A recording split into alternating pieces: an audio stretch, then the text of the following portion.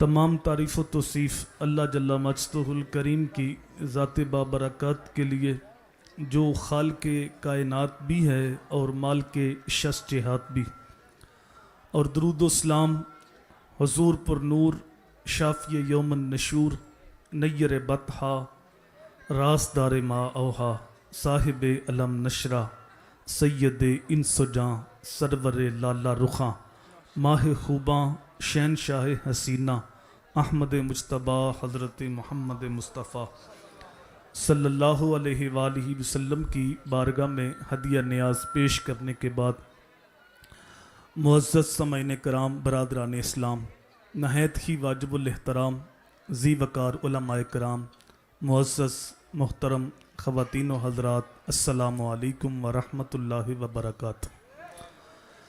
मुझे इस बात का एहसास है कि एक तवील फ़रिस्त है उलमा की सनाख़ानों की, तो बिल्कुल इख्तिसार के साथ दो चार बातें आपके सामने रखनी हैं। अल्लाह ताला की बारगाह में हमेशा ये दुआ रही है कि अल्लाह ताला मेरी ज़ुबान पे सच्ची बात जारी फरमाए और सच सुन सुना के मुझे और आपको काबिल अमल बातों पे अमल करने की तौफ़ीक अता फरमाए। पूरा साल ही मेरे हुजूर का ज़िक्र खैर होता रहता है, लेकिन जो ही रबीउल अव्वल शरीफ का चांद तलू होता है तो एक बहार आ जाती है। इतना तज़किरा किसी का नहीं हुआ जितना सरकार मदीना का हो रहा। लोग दुनिया पे आते हैं, अपना वक़्त गुजार के चले जाते हैं, कुछ महीने कुछ साल वो लोगों को याद रहते हैं, फिर ज़माना कब्रों के निशान भी भूल जाता है। हमारी हालत तो इतनी नाजुक है कि हम खूनी रिश्ते भूल जाते हैं। आरफ़ खड़ी रोमिए कश्मीर मियाँ मोहम्मद बख्श बोले, सह सह जोड़ संगत दे डिठे ओढ़क विथां पईयां, जिन्हां बिना एक पल निसां जींदे और शक्लां याद न रहीਆਂ। शक्लें भी भूल जाती हैं। और मुश्ताक यूसुफी ने कहा था, मिट गया मुश्ताक दिल से रंगे याद रफ्ता गां, फूल महंगे हो गए कब्रें पुरानी हो गई। 4 दिन लोग फूल डालते हैं, फिर कब्र का निशान भी याद नहीं रहता। लेकिन क्या वजह है साहब, 1400 साल से ऊपर अरसा गुजर गया है, ना तो अकीदतों के फूल महंगे हुए हैं और ना ही गुंबद खजरा का रंग पुराना हुआ है।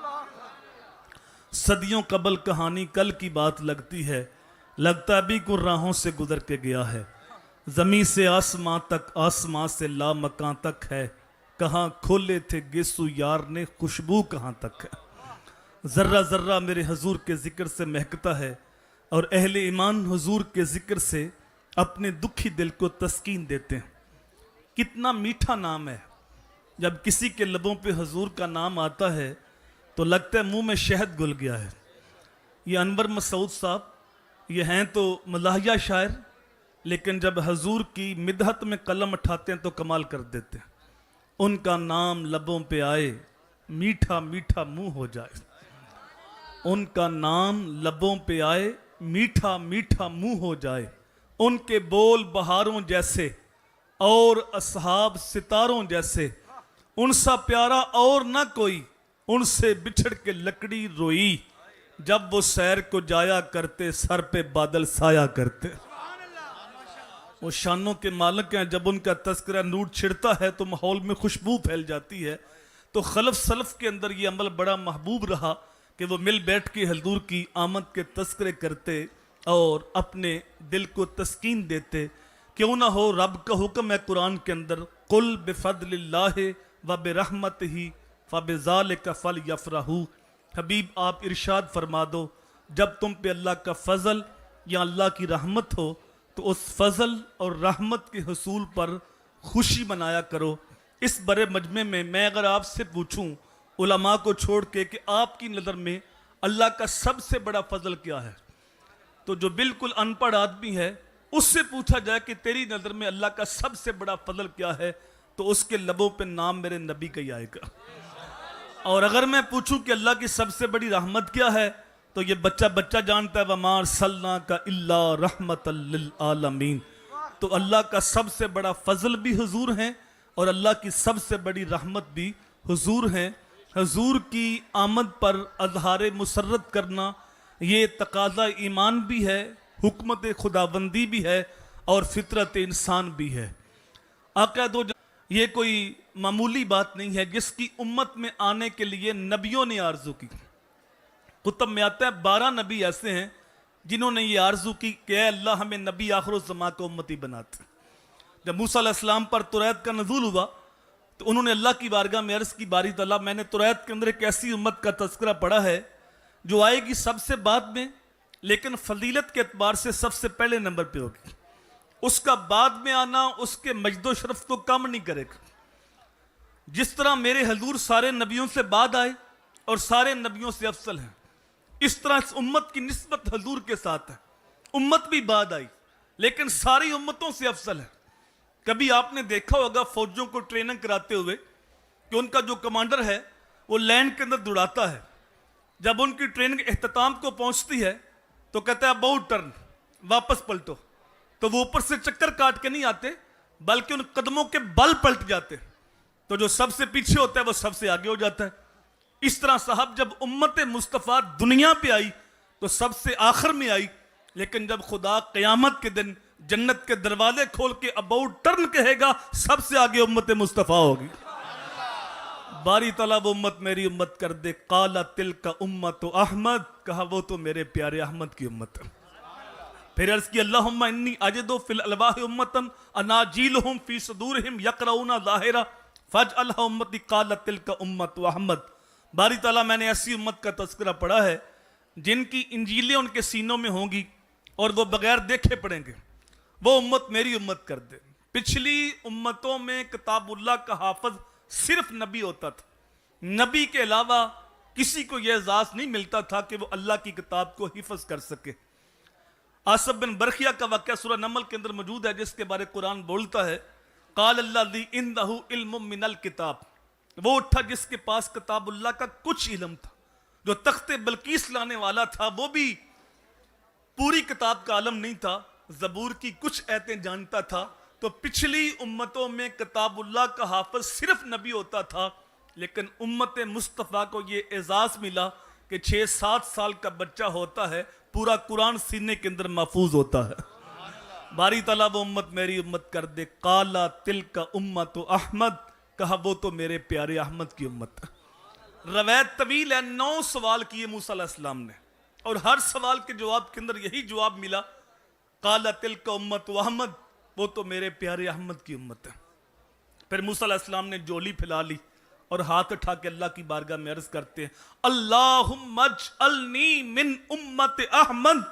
اے اللہ اس امت کو میری امت نہیں بناتا نہ بنا، مجھے اس نبی کا امتی بنا دے. وہ جس کے نام پر داؤد نے نغمہ سرائی کی، وہ جس کے ذکر پر شاہ سلیمان نے گدائی کی. دل یحییٰ میں رہ گئے ارمان جس کی زیارت کے، لب عیسیٰ پہ آئے واز جس کی شان رحمت کے. وہ بن کر روشنی پھر دیدہ یعقوب میں آیا جسے یوسف نے اپنے حسن کی میں رنگ میں پایا. نبیوں نے تمنا کی، آرزو کی لیکن وہ آنے والا نہ آیا. ہم نے کوئی دعا نہیں مانگی، کوئی آرزو نہیں کی، بس سوئے تھے مقدر جاگ اٹھے. جب ماں کی گود میں آئے تو مؤذن نے کان میں آ کے اذان دی میاں مبارک ہو تو حضور کا غلام بن کے آیا. شاہوں سے ملا ہے نہ سکندر سے ملا ہے، اللہ کا عرفان اسی در سے ملا ہے. اوروں کو ملا ہے تو مقدر سے ملا ہے، مجھ کو تو مقدر بھی تیرے در سے ملا ہے. فخر کا دل میں دریچہ باز کرنا چاہیے، جن کا تو آقا ہے ان کو ناز کرنا چاہیے.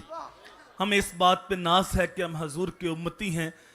آقا دو جہاں نے ہمیں جو دین دیا، ایسی محافل میں ہم دین سیکھتے ہیں، حضور کی محبت کا چراغ بھی اپنے سینے میں روشن کرتے ہیں اور تعلیمات مصطفیٰ سے اپنے آپ کو مزین بھی کرتے ہیں.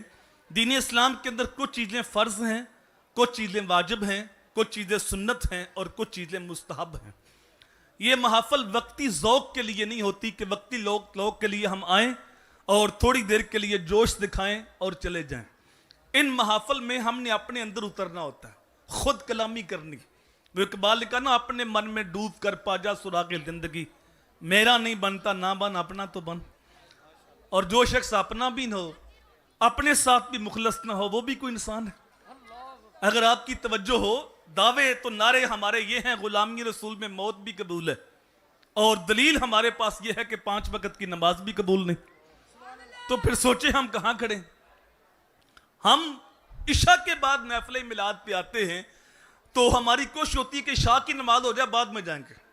نماز فرض تھی، محفل میں آنا مستحب تھا. اور پھر محافل ختم ہوتے 2 بج گئے، صبح پکے نمازی بھی غائب تھے. جب ہم محفل میں تھے تو عاشق رسول تھے، جب ہم نے نوٹ پھینکنے تھے تو عاشق رسول تھے، جب ہم نے نعرے مارنے تھے تو عاشق رسول تھے، اور جب ہم نے نماز پڑھنی تھی اس وقت ہمارا عشق بالکل ٹھنڈا تھا. نہ ہم نے عشاء پڑھی نہ فجر پڑھی، اور درمیان میں ہم عاشق رسول بنے. میں سمجھتا ہوں ہم تو اس طرح کے عاشق ہیں، 12 ربیع الاول کو بھی نا جلوس لے کے مسجد کے پاس سے گزر جاتے ہیں اور نعرے مار رہے ہیں غلامی رسول میں موت بھی قبول ہے. اندر زور کی جماعت ہو رہی ہے، اس سے موت قبول ہے لیکن نماز قبول نہیں. اگر واقعی نماز قبول ہوتی تو اپنے اندر اترتا، اپنے آپ سے سوال کرتا، یار جب نماز کے لیے کعبۃ اللہ کا طواف رک سکتا ہے تو میرا جلوس نہیں رک سکتا؟ 24 گھنٹوں میں کعبے کا طواف 1 منٹ میں نہیں رکتا، لیکن جو ہی نماز کا وقت آیا تو کعبے کا طواف بھی رک گیا. تو میرے بھائی جب کعبے کا طواف رک سکتا ہے تو پھر میرا کاروبار بھی رک سکتا ہے، پھر میرا جلوس بھی رک سکتا ہے، پھر باقی کام بعد میں ہوں گے، نماز پہلے ہوگی. چونکہ نماز میرے نبی کی آنکھوں کی ٹھنڈک ہے، نماز مومن کی معراج ہے، نماز دین کا ستون ہے، نماز عذاب قبر سے بچاتی ہے.